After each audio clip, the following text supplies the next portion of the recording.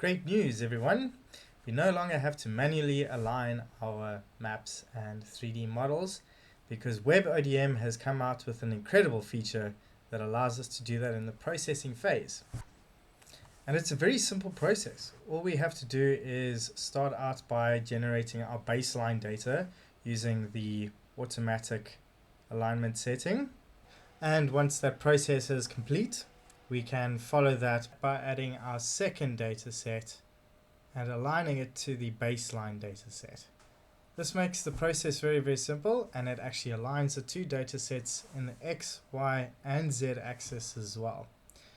So let's have a look at some of the differences. So if we use the automatic setting only above, then we will get a mean difference on the X and Y axis of about 1.9 meters. If you use the alignment setting, you will see here that you get only 34.6 centimeters of XY travel on the same data set when aligning your comparative data set to your baseline data set.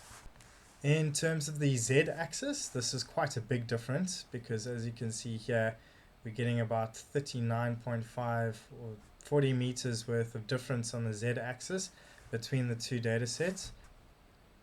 But when it comes to using the alignment setting, we can actually get accuracies of up to about 8 centimeters. As you can see with this bridge, the areas highlighted in green and black and red, those are the Z-axis differences between the two data sets, represented by the scale bar on the right hand side, which is in meters.